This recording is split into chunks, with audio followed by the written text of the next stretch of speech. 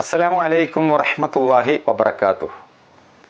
ബിസ്മില്ലാ അൽഹംദുലില്ലാ വസ്സലാത്തു വസ്സലാമു അലാ റസൂലില്ലാ.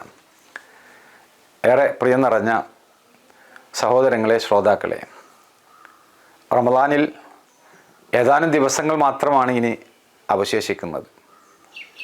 ഈ ഒരു സമയത്ത് റമദാനിൽ നമ്മൾ കർമ്മങ്ങൾ ചെയ്യുമ്പോൾ ആ കർമ്മങ്ങൾ അല്ലാഹു സുബ്ഹാനഹു വ തആല സ്വീകരിക്കണമെങ്കിൽ അതുമായി പഠിപ്പിക്കപ്പെട്ട നിബന്ധനകൾ, അതിനെക്കുറിച്ചായിരുന്നു മുമ്പ് ഒരു എപ്പിസോഡിൽ ഇവിടെ ചർച്ച ചെയ്തത്.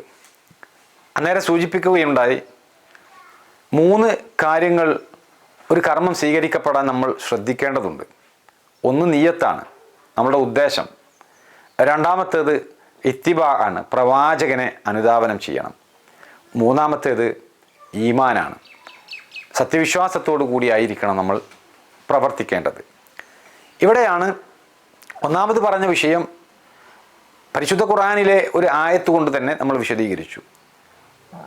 സൂറത്ത് ഇസ്രാ, ഖുർആനിലെ 17-ാമത്തെ അധ്യായം 19-ാമത്തെ ആയത്തിൽ അല്ലാഹു സുബ്ഹാനഹു വ തആല പറഞ്ഞു, വമൻ അറാദൽ ആഖിറ, ആരെങ്കിലും പരലോകം ഉദ്ദേശിച്ചുകൊണ്ട് ഒരു പ്രവർത്തനം ചെയ്താൽ. ഇനി രണ്ടാമത് പറയുന്ന കാര്യം വസഅലഹ സഹയഹ, അതിന് അതിൻ്റേതായിട്ടുള്ള പ്രവർത്തനം ചെയ്യണമെന്നാണ്. പരിശുദ്ധ ഖുർആൻ ഉപയോഗിച്ച ഒരു ശൈലി, അവിടെ നല്ലതല്ലേ എന്ന് പറഞ്ഞുകൊണ്ട് പല ആളുകളും പല രൂപത്തിലും കർമ്മങ്ങൾ ചെയ്യാറുണ്ട് വിശ്വാസി സമൂഹത്തിൻ്റെ ഉള്ളിൽ. യഥാർത്ഥത്തിൽ അല്ലാഹു സുബ്ഹാനഹു വ തആല മുഹമ്മദ് നബി സല്ലല്ലാഹു അലൈഹി വസല്ലമയിലൂടെ പഠിപ്പിച്ച ആ മാതൃകയിൽ അതിൻ്റേതായ രൂപത്തിൽ ആ കർമ്മം ചെയ്യണമെന്നാണ്. നമ്മളൊന്ന് ആലോചിച്ച് നോക്കൂ. നമ്മൾ നമസ്കരിക്കുന്നു, 5 നേരമാണ് നമസ്കാരമുള്ളത്. 5 നേര നമസ്കാരത്തിൽ രാവിലത്തെ നമസ്കാരം അത് ഫജർ നമസ്കാരമാണ്. 2 റക്അത്തുകളാണ് ആ നമസ്കാരത്തിലുള്ളത്. ഉച്ചയ്ക്ക് നമ്മൾ ദുഹർ നിസ്കരിക്കും, 4 റക്അത്താണുള്ളത്. നമസ്കരിക്കണം എന്ന കാര്യം പരിശുദ്ധ ഖുർആൻ നമുക്ക് പഠിപ്പിക്കുന്ന ഒരു വിഷയമാണ്. നിങ്ങൾ നിസ്കരിക്കണമെന്നാണ്. അഖീമുസ്സലാത്ത്, നിങ്ങൾ നമസ്കാരം നിലനിർത്തണം. ഇത് ഖുർആനിൻ്റെ കൽപ്പനയാണ്. എങ്ങനെ നമസ്കരിക്കണം, ഏത് രൂപത്തിലാണ് നമസ്കരിക്കേണ്ടത്, നമസ്കാരത്തിൻ്റെ വിശേഷണങ്ങൾ എന്തൊക്കെയാണ്, ഇത് നമ്മളെ സംബന്ധിച്ചിടത്തോളം പരിശുദ്ധ ഖുർആൻ പരിധിയാൽ ലഭിക്കുകയില്ല. നേരെ മറിച്ച് മുഹമ്മദ് നബി സല്ലല്ലാഹു അലൈഹി വസല്ലം അത് കാണിച്ചു തന്നു. ഞാൻ ഏത് രൂപത്തിലാണ് നമസ്കരിക്കുന്നത് അതുപോലെ നിങ്ങൾ നമസ്കരിക്കണമെന്ന് പ്രവാചകൻ തൻ്റെ അനുയായികളെ പഠിപ്പിച്ചു. ഇത് നമസ്കാരത്തിൽ മാത്രമല്ല, എങ്ങനെയാണ് നോമ്പ് നോൽക്കേണ്ടത് മുഹമ്മദ് നബി പഠിപ്പിച്ചു. എങ്ങനെയാണ് സക്കാത്ത് കൊടുക്കേണ്ടത് മുഹമ്മദ് നബി പഠിപ്പിച്ചു. എങ്ങനെയാണ് ഹജ്ജ് നിർവഹിക്കേണ്ടത് മുഹമ്മദ് നബി പഠിപ്പിച്ചു. ഈ പഠിപ്പിക്കപ്പെട്ട വിഷയങ്ങൾ വെറും ആരാധനകളിൽ മാത്രമല്ല, എങ്ങനെയാണ് ജനങ്ങളുമായിട്ട് നമ്മൾ ഇടപാടുകൾ നടത്തേണ്ടത്, എങ്ങനെയാണ് നമ്മൾ മാതാപിതാക്കളുമായിട്ട് ഏറ്റവും നല്ല ബന്ധം പുലർത്തേണ്ടത്, എങ്ങനെയാണ് ഭാര്യ ഭർത്തൃബന്ധം മുമ്പോട്ട് കൊണ്ടുപോകേണ്ടത്, എങ്ങനെയാണ് ഒരു രക്ഷിതാവ് എന്ന നിലക്ക് മക്കളുമായിട്ട് ഇടപെടേണ്ടത്, എങ്ങനെയാണ് അയൽവാസികളുമായിട്ട് ബന്ധപ്പെടേണ്ടത്, എങ്ങനെയാണ് ഇതുപോലെ ഒരുപാട് വിഷയങ്ങൾ പഠിപ്പിച്ചു. ആ പഠിപ്പിക്കപ്പെട്ട കാര്യങ്ങൾ മുഹമ്മദ് നബി രാവിലെ എഴുന്നേറ്റ് കഴിഞ്ഞാൽ ആ ഒരു ദിവസം കഴിഞ്ഞ് രാത്രി തൻ്റെ വിരിപ്പിലേക്ക് അണയുന്നത് വരെയുള്ള കാര്യങ്ങൾ എല്ലാം ചരിത്രത്തിൽ രേഖീകരിക്കപ്പെട്ട് കിടക്കുകയാണ്. അതെല്ലാം ഒരു വിശ്വാസിയെ സംബന്ധിച്ചിടത്തോളം മാതൃകാപരമാണ്. അതെല്ലാം പിൻപറ്റേണ്ടതാണ് എന്നർത്ഥം. അതാണ് വസഅലഹ സഹയഹ, അതിൻ്റേതായിട്ടുള്ള പ്രവർത്തനം നിർവഹിക്കണമെന്ന് പറഞ്ഞതിൻ്റെ താല്പര്യം. നമ്മളൊന്ന് ആലോചിച്ച് നോക്കൂ. ലോകത്ത് ഒരു വ്യക്തി ഈ രൂപത്തിൽ അനുധാവനം ചെയ്യപ്പെടുന്നത് ലോക ചരിത്രത്തിൽ വേറെയില്ല.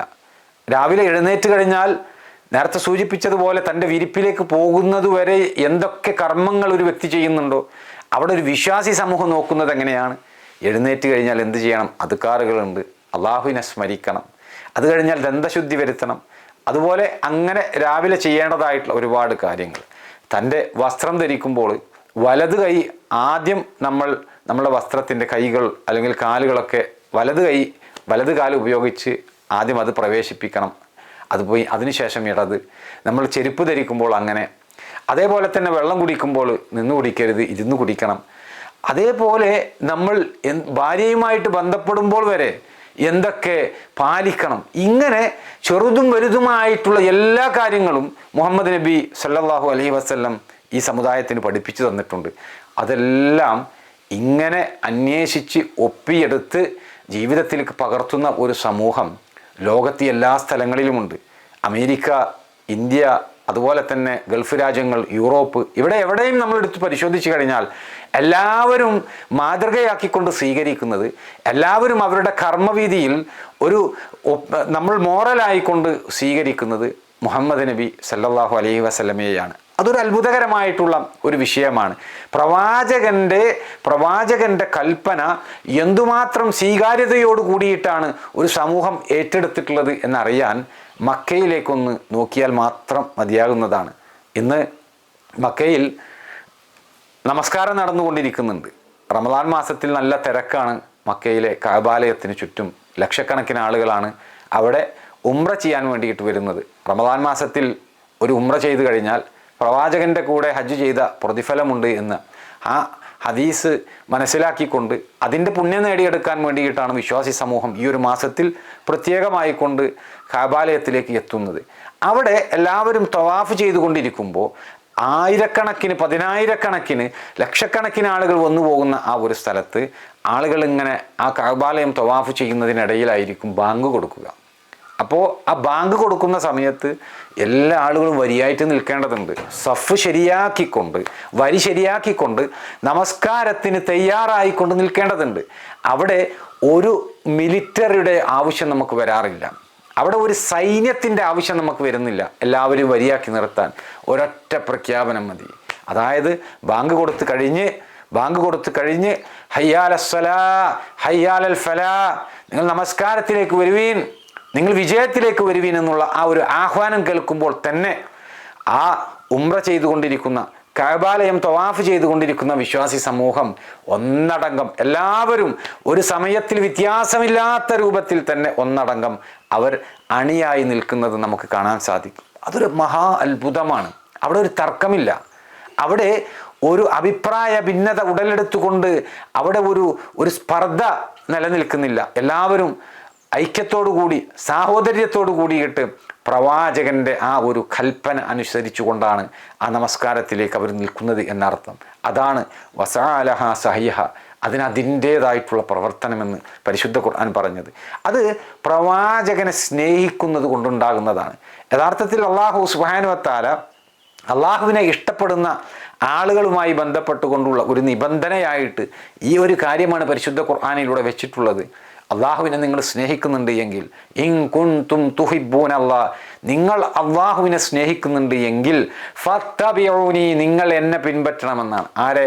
മുഹമ്മദ് നബിയെ പിൻപറ്റണം. അന്നേരം എന്താ ഉണ്ടാവുക? യുഹിബ്ബുക്കുമുല്ലാഹ്, അന്നേരം അള്ളാഹു സുബ്ഹാനഹു വ തആല നിങ്ങളെ ഇഷ്ടപ്പെടുമെന്നാണ്. അപ്പോൾ അള്ളാഹു നമ്മളെ ഇഷ്ടപ്പെടണമെങ്കിൽ പ്രവാചകനെ പിൻപറ്റണം എന്നർത്ഥം. ആ പ്രവാചകനെ അതുകൊണ്ട് തന്നെ പിൻപറ്റാനുള്ള അങ്ങേയറ്റത്തെ താല്പര്യം കാണിക്കുന്ന ഒരു സമൂഹമാണ് 14 നൂറ്റാണ്ടുകളായിട്ട് മുസ്ലിം സമൂഹത്തിൻ്റെ ഉള്ളിൽ നമ്മൾ കണ്ടുവരുന്നത്. ഇന്നും അത് തുടർന്നു വരുന്നു. നാളെ ഖിയാമത്ത് നാൾ വരെയും, ലോകം അവസാനിക്കുന്നത് വരെയും അങ്ങനെ ഒരു സമൂഹം മുമ്പോട്ട് കുതിക്കുക തന്നെ ചെയ്യും. ഇവിടെയാണ് ഞാൻ ഓർക്കുന്ന ഒരു വിഷയം വരുന്നത്. ഒരു കോവിഡ് കാലഘട്ടം നമ്മളിൽ കഴിഞ്ഞുപോയി. ആ കോവിഡ് കാലഘട്ടത്തിൽ ആളുകളെല്ലാവരും ഭയന്നുകൊണ്ട് അതിൻ്റെ തുടക്ക സമയത്ത് ആ വൈറസ് എങ്ങാനും തൻ്റെ വീട്ടിലേക്ക് വരുമോ, തൻ്റെ കൈകളിലേക്ക് വരുമോ എന്നൊക്കെ ഭയന്നുകൊണ്ടിരുന്ന ഒരു സമയമുണ്ടായിരുന്നു. ആ സമയത്ത് നമ്മുടെ വീട്ടിലേക്കൊക്കെ ആവശ്യ സാധനങ്ങൾ എത്തിച്ചിരുന്നത് പുറത്തുനിന്ന് ഒരു തോട്ടിയിൽ, ഒരു സഞ്ചിയിൽ തൂക്കിയിട്ട് അത് വീടിൻ്റെ ഉള്ളിലേക്കൊക്കെ ഇട്ടുതരുന്ന ചില രീതികളൊക്കെ തുടക്ക സമയത്ത് നമ്മൾ സ്വീകരിച്ചിരുന്നു. കാരണം നമ്മൾ ഭയന്നിട്ടാണ്. ഇത് എങ്ങനെയാണ് വീടിൻ്റെ ഉള്ളിലേക്ക് പ്രവേശിക്കുക എന്ന് നമുക്കറിയുകയില്ല. ആ സമയത്ത് നമ്മൾ ഭക്ഷണം കഴിക്കുമ്പോൾ കാണിക്കുന്ന ഒരു മര്യാദയുമായി ബന്ധപ്പെട്ടുകൊണ്ട് പ്രവാചകൻ്റെ ഒരു ഹദീസ് ഒരു പണ്ഡിതൻ വിശദീകരിക്കുന്നത് ശ്രദ്ധയിൽപ്പെട്ടിരുന്നു. അതായത് പ്രവാചകൻ സല്ലല്ലാഹു അലൈഹി വസല്ലം കാരക്ക തിന്നിരുന്ന ഒരു മാർഗമാണ് അവിടെ കാണിക്കുന്നത്. കാരക്ക, അതിൻ്റെ ഉള്ളിൽ കുരുണ്ടാകും. ആ ഈത്തപ്പഴം അല്ലെങ്കിൽ കാരക്ക നമ്മൾ കഴിക്കുമ്പോൾ അവിടെ ഒരു പ്ലേറ്റിലുള്ള കാരക്ക നമ്മളെടുത്ത്, ആ കാരക്ക നമ്മളെടുത്ത് കൈകൊണ്ട് എടുത്ത് അത് നമ്മൾ വായയിലേക്ക് വെക്കുമ്പോൾ വായയിലേക്ക് വെച്ച് കഴിഞ്ഞാൽ നമ്മളുടെ ചുണ്ടുമ്മൽ നമ്മുടെ വായയിലുള്ള തുപ്പലം തട്ടാൻ സാധ്യതയുണ്ട്. അങ്ങനെ ആ സലൈവ അല്ലെങ്കിൽ നമ്മുടെ ഉമിനീരോ അല്ലെങ്കിൽ തുപ്പലമോ തട്ടിക്കഴിഞ്ഞാൽ ആ കൈ കൊണ്ട് വീണ്ടും അടുത്ത കാരക്ക എടുക്കുമ്പോൾ ആ പ്ലേറ്റിലുള്ള വേറെ ഏതെങ്കിലും കാരക്കയുടെ മേൽ നമ്മളുടെ കൈ സ്പർശിച്ചാൽ നമുക്കൊരു രോഗമുണ്ടെങ്കിൽ ആ രോഗാണു ആ വേറെ ഒരു കാരക്കയുടെ മേൽ സ്പർശിച്ച് അത് മറ്റുള്ള ഒരാൾ തിന്നാൽ അവരിലേക്ക് ആ രോഗം പകരാനുള്ള സാധ്യതയുണ്ട് എന്ന് പഠിപ്പിക്കുകയാണ്. ആരാ പഠിപ്പിക്കുന്നത്? ആധുനിക കാലത്തൊരു പണ്ഡിതനാണ്. അപ്പോൾ അവിടെ പ്രവാചകൻ എങ്ങനെയാണ് കാരക്ക തിന്നിരുന്നത് എന്ന് കാണിക്കുകയാണ്. അതായത് ഒരു കാരക്ക റസൂലുള്ളാഹി സ്വല്ലല്ലാഹു അലൈഹി വസല്ലം എടുക്കും, അത് എടുത്തു കഴിഞ്ഞാൽ അത് വായയിലേക്ക് വെക്കും. വായയിലേക്ക് വെച്ച് കഴിഞ്ഞാൽ അതിൻ്റെ കുരു പ്രവാചകൻ തുപ്പിയിരുന്നത് വിരലുകൾക്ക് മുകളിലായിരുന്നു എന്നർത്ഥം. വിരലിലേക്ക് മുകളിൽ അത് തുപ്പി എന്നിട്ട് അതിനെ ഒഴിവാക്കും, എന്നിട്ട് അടുത്ത കാരക്ക എടുക്കും. അപ്പോൾ നമ്മുടെ കൈ വായയുടെ ഉള്ളിൽ സ്പർശിക്കുന്ന അവസ്ഥയുണ്ടാവുകയില്ല. നേരെ മറിച്ച് നമ്മൾ ആ കാരക്കയുടെ കുരു നമ്മുടെ ഇതേ കൈ കൊണ്ട് തന്നെ നമ്മൾ എടുത്ത് മാറ്റി വേറെ ഒരു കാരക്ക എടുക്കുമ്പോൾ കൈ മറ്റുള്ള ഭക്ഷ്യവസ്തുക്കൾ തട്ടാനുള്ള സാധ്യതയുണ്ട് എന്നർത്ഥം. അപ്പം ഈ രൂപത്തിൽ ശുദ്ധിയുമായി ബന്ധപ്പെട്ടുകൊണ്ടുള്ള കാര്യം റസൂലുള്ളാഹി സ്വല്ലല്ലാഹു അലൈഹി വസല്ലമ ഭക്ഷണം കഴിക്കുന്നതിൻ്റെ മര്യാദയായിട്ട് പോലും പഠിപ്പിച്ച ഒരു വിഷയം അത് അതേ രൂപത്തിൽ ആവർത്തിക്കുന്ന ഒരു സമൂഹത്തെ നമ്മൾ കാണുകയാണ് എന്നർത്ഥം. അവർ കാരക്ക തിന്നുന്നു. എൻ്റെ പ്രവാചകൻ ഇങ്ങനെയാണ് കാരക്ക കഴിച്ചിട്ടുള്ളത്, കാരക്കയുടെ കുരു എൻ്റെ പ്രവാചകൻ തുപ്പിയിട്ടുള്ളത് ഇങ്ങനെയാണ്, അതുകൊണ്ട് ഞാനും അങ്ങനെയാണ് തുപ്പുക എന്ന് പറഞ്ഞുകൊണ്ട് മുസ്ലിം സഹോദരങ്ങൾ ആ ഒരു രീതി പിന്തുടരുമ്പോൾ അതാണ് വസഅലഹ സഹയഹ എന്ന് പറയുന്നതിൻ്റെ ഏറ്റവും ഉദാത്തമായിട്ടുള്ള ഒരു ഉദാഹരണമായിട്ട് ഇവിടെ എടുത്തു പറയാൻ കഴിയുന്നത്. എന്തുകൊണ്ടാണ് ഇങ്ങനെ പ്രവാചകനെ ജനങ്ങൾ സ്നേഹിക്കുന്നത്? കാരണം പ്രവാചകൻ പഠിപ്പിച്ച നന്മ നിറഞ്ഞ ഒരു സന്ദേശമാണ് അതിൻ്റെ കാരണം എന്നുള്ളത് കാണാൻ സാധിക്കും. ആ പ്രവാചകനെ പിൻപറ്റുന്നത്, ഹൃദയത്തിൽ അള്ളാഹുവിനെയും പ്രവാചകനെയും സ്നേഹിക്കുക എന്ന് പറയുന്നത് സ്വന്തം ശരീരത്തെക്കാൾ ഉപരിയായിക്കൊണ്ട് ആ പ്രവാചകനെ സ്നേഹിക്കണം എന്നുള്ളതാണ് വിശ്വാസി സമൂഹത്തോട് കൽപ്പിക്കപ്പെട്ടിട്ടുള്ള ഒരു വിഷയം. എന്നാൽ തിരിച്ചോ ആ പ്രവാചകന് വല്ലാത്ത സ്നേഹമാണ്. മുഹമ്മദ് നബി സല്ലല്ലാഹു അലൈഹി വസല്ലം പറയുകയാണ് ഒരിക്കൽ, എനിക്ക് എൻ്റെ സഹോദരങ്ങളെ കാണാൻ ധൃതിയായിട്ടുണ്ട് എന്ന്. എനിക്ക് എൻ്റെ സഹോദരങ്ങളെ കാണാൻ ധൃതിയായിട്ടുണ്ട് എന്ന് പറഞ്ഞപ്പോൾ മുഹമ്മദ് നബിയുടെ കൂടെ ഇരുന്നിരുന്ന സഹാബികളായിട്ടുള്ള ആളുകൾ പറഞ്ഞു, അങ്ങയുടെ സഹോദരങ്ങൾ ഞങ്ങളിവിടെ ഉണ്ടല്ലോ എന്ന് പറഞ്ഞു. നിങ്ങൾ എൻ്റെ അസ്ഹാബുകളാണ്, നിങ്ങൾ എൻ്റെ അനുചരന്മാരാണ്. എൻ്റെ സഹോദരങ്ങൾ എന്നതുകൊണ്ട് ഞാൻ ഉദ്ദേശിച്ചത് എനിക്ക് ശേഷം വരാനിരിക്കുന്ന, എന്നെ ജീവിതത്തിൽ കണ്ടിട്ടില്ലാത്ത, എൻ്റെ വാക്കുകൾ മാത്രം കേട്ട് കർമ്മങ്ങൾ ചെയ്യുന്ന ആളുകളെയാണ് ഞാൻ എൻ്റെ സഹോദരങ്ങൾ എന്നതുകൊണ്ട് ഉദ്ദേശിച്ചത് എന്ന്. അവരെ കാണാൻ ധൃതിയായിട്ടുണ്ട് എന്ന് പറയുമ്പോൾ ആ പ്രവാചകനെ എവിടെ വെച്ചുകൊണ്ടാണ് ഇനി വിശ്വാസികൾക്ക് കാണാൻ സാധിക്കുക? നാളെ പരലോകത്ത് ജനങ്ങളൊക്കെ ദാഹിച്ചുകൊണ്ട് നിൽക്കുന്ന ഒരു രംഗം കടന്നു വരാനുണ്ട്. ആ ഒരു സമയത്ത് ഓരോ പ്രവാചകന്മാർക്കും അവരുടേതായിട്ടുള്ള ഹൗലുകളുണ്ട്. അവിടെ മുഹമ്മദ് നബി സല്ലല്ലാഹു അലൈഹി വസല്ലമയുടെ ഹൗലിൻ്റെ അടുക്കലാണ് ഏറ്റവും കൂടുതൽ ആളുകൾ ഉണ്ടാവുക. ചില പ്രവാചകന്മാരുടെ അടുക്കൽ അവരുടെ അനുയായികളായിട്ട് ഒരാൾ, ചില ആളുകളുടെ കൂടെ രണ്ടാളുകൾ, ചില ആളുകളുടെ കൂടെ കുറച്ചധികം ആളുകൾ, ഏറ്റവും കൂടുതൽ അനുയായികളുള്ളത് എനിക്കായിരിക്കും എന്നാണ് മുഹമ്മദ് നബി സല്ലല്ലാഹു അലൈഹി വസല്ലമ പറഞ്ഞത്. ആ മുഹമ്മദ് നബിയുടെ അനുയായികളായിട്ടുള്ള ആളുകൾ ഓരോരുത്തരായിക്കൊണ്ട് പ്രവാചകൻ്റെ അടുക്കലേക്ക്, ഹൗലിൻ്റെ അടുക്കലേക്ക് കടന്നു വരുന്ന രംഗം മുഹമ്മദ് നബി സല്ലല്ലാഹു അലൈഹി വസല്ലമ വിശദീകരിച്ചു തരുന്നുണ്ട്. അവിടെ വലിയ ഒരു സമൂഹത്തെ തടഞ്ഞു നിർത്തിയിരിക്കുകയാണ്.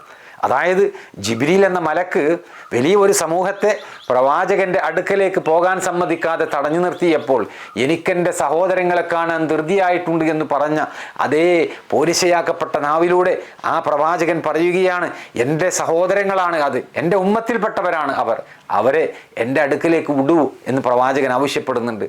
അന്നേരം ജിബ്രീൽ അലൈഹിസ്സലാം അവിടെ പ്രവാചകനോട് പറയുകയാണ്, അല്ലയോ മുഹമ്മദ്, താങ്കൾക്കറിയുകയില്ല താങ്കളുടെ മരണശേഷം ഈ ആളുകൾ എന്താണ് ചെയ്തിട്ടുള്ളത് എന്ന്.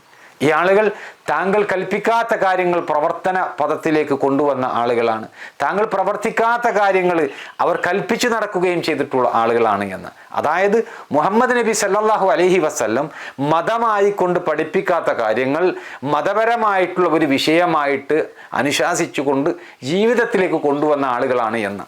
അന്നേരം റസൂലുള്ളാഹി സ്വല്ലല്ലാഹു അലൈഹി വസല്ലം എൻ്റെ സഹോദരങ്ങളെ കാണാൻ എനിക്ക് ധൃതിയായിട്ടുണ്ട് എന്ന് പറഞ്ഞ അതേ പ്രവാചകൻ അന്ന് അവിടെ വെച്ചുകൊണ്ട് ആ ആളുകളോട് പറയുമെന്നാണ്, വൈലക്ക്, നിങ്ങൾക്ക് നാശം, സുഹുക്കൻ സുഹുക്കൻ എന്ന് പറഞ്ഞുകൊണ്ട് അവരെ ആട്ടി ഓടിക്കും എന്ന് ഹദീസ് ഗ്രന്ഥങ്ങളിൽ കാണാൻ സാധിക്കും. അപ്പോൾ സഹോദരങ്ങളെ, ഇവിടെ നമ്മൾ ചെയ്യുന്ന ഒരു കർമ്മം അള്ളാഹു സുബ്ഹാനഹു വ തആല അത് സ്വീകരിക്കണമെങ്കിൽ അതിലെ പ്രധാനപ്പെട്ട ഒരു വിഷയമാണ് വസഅലഹ സഹയഹ. അതിൻ്റേതായ രൂപത്തിൽ നമ്മൾ ചെയ്യണം. എന്തിനാണ് മുഹമ്മദ് നബിയെ അള്ളാഹു നിയോഗിച്ചത്? മതം പഠിപ്പിക്കാനാണ്. മതം പഠിപ്പിച്ചത് പ്രവാചകനാണ്. അതുകൊണ്ട് പ്രവാചകൻ പഠിപ്പിച്ചു തന്നതായിരിക്കണം മതം. അതിൽ പ്രവാചകൻ പഠിപ്പിക്കാത്ത കാര്യങ്ങൾ മതമായിക്കൊണ്ട് നമ്മൾ സ്വീകരിക്കാൻ പാടില്ല.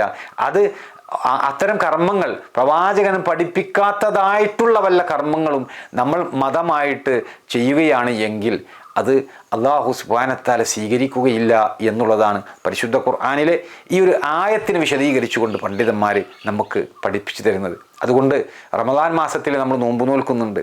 അതാരാ പഠിപ്പിച്ചത്? പ്രവാചകൻ പഠിപ്പിച്ചതാണ്. റമദാൻ മാസത്തിൽ പല കർമ്മങ്ങളും നമ്മൾ ചെയ്യുന്നുണ്ട്. എല്ലാം പ്രവാചകൻ പഠിപ്പിച്ച കാര്യങ്ങളാണ്. പക്ഷെ പ്രവാചകൻ പഠിപ്പിക്കാത്ത രൂപത്തിൽ പുതുതായിട്ട് എന്തെങ്കിലും നമ്മൾ ഉണ്ടാക്കിയാലോ അത് ഒരു പുണ്യകർമ്മമായിട്ട്, സൽക്കർമ്മമായിട്ട് അല്ലാഹു സുബ്ഹാനഹു വ തആല സ്വീകരിക്കുകയില്ല എന്നുള്ളതാണ് ഇവിടെ ഈ ഒരു വിഷയത്തിൽ, ഈ ഒരു ആയത്തിലൂടെ അല്ലാഹു സുബ്ഹാനഹു വ തആല നമുക്ക് നൽകുന്ന പാഠം. അപ്പം അതുകൊണ്ട് തന്നെ വമൻ അറാദൽ ആഖിറ, ആരെങ്കിലും ആഖിറം, പരലോകം ആഗ്രഹിച്ചുകൊണ്ട് പ്രവർത്തിക്കുക, അതുപോലെ തന്നെ വസഅലഹ സഹയഹ, അതിൻ്റേതായിട്ടുള്ള പ്രവർത്തനം നിർവഹിക്കുക. എങ്ങനെയുള്ളപ്പോൾ? വഹുവ മുഅ്മിൻ, ഈമാനുള്ള അവസ്ഥയിൽ, സത്യവിശ്വാസമുള്ള ഒരു അവസ്ഥയിൽ അവർ ചെയ്താൽ ഫൗലായിക കാന സഅയ്യുഹും മഷ്കൂറ, അവരുടെ ആ ഒരു പ്രവർത്തനം നന്ദിപൂർവ്വം അല്ലാഹു സുബ്ഹാനഹു വ തആല സ്വീകരിക്കുമെന്നാണ്. ഇവിടെ രണ്ട് കാര്യങ്ങൾ നമ്മൾ ചർച്ച ചെയ്തു കഴിഞ്ഞു. മുമ്പത്തെ എപ്പിസോഡിൽ നമ്മൾ അവിടെ നിയ്യത്തുമായി ബന്ധപ്പെട്ട വിഷയം സംസാരിച്ചു. രണ്ടാമത്തെ വിഷയം ഇത്തിബാവുമായി ബന്ധപ്പെട്ട, പ്രവാചകനെ പിൻപറ്റുന്ന വിഷയവുമായി ബന്ധപ്പെട്ട കാര്യം ഈ ആയത്തിൽ അല്ലാഹു പറഞ്ഞതിനെ സംബന്ധിച്ച് നമ്മൾ പഠിച്ചു കഴിഞ്ഞു. ഇനി വഹുവ മുഅ്മിൻ, അവൻ ഈമാനുള്ള അവസ്ഥയിൽ എന്ന് പറഞ്ഞ ആ ഒരു കാര്യം, അതും നമുക്ക് ഇൻഷാ അല്ലാഹ് ചർച്ച ചെയ്യേണ്ടതുണ്ട്. നമുക്കത് അടുത്ത എപ്പിസോഡിലായിക്കൊണ്ട് നമുക്ക് സംസാരിക്കാം. അല്ലാഹു സുബ്ഹാനഹു വ തആല നമ്മളുടെ റമദാൻ മാസത്തിലെ ഈ കർമ്മങ്ങളൊക്കെ പ്രവാചകൻ പഠിപ്പിച്ചു തന്ന മാതൃകയിൽ അത് ചെയ്തുകൊണ്ട്, പരലോകം ഉദ്ദേശിച്ചുകൊണ്ട് ചെയ്തുകൊണ്ട് ഏറ്റവും നല്ല പ്രതിഫലം വാങ്ങിയെടുക്കുന്ന അവൻ്റെ സത്യവാന്മാരായിട്ടുള്ള വിശുദ്ധരായിട്ടുള്ള അടിയാന്മാരിൽ നമ്മെ ഏവരെയും ഉൾപ്പെടുത്തി അനുഗ്രഹിക്കട്ടെ. വാഹിർ ദഅ്വാന അൽഹംദുലില്ലാഹി റബ്ബിൽ ആലമീൻ.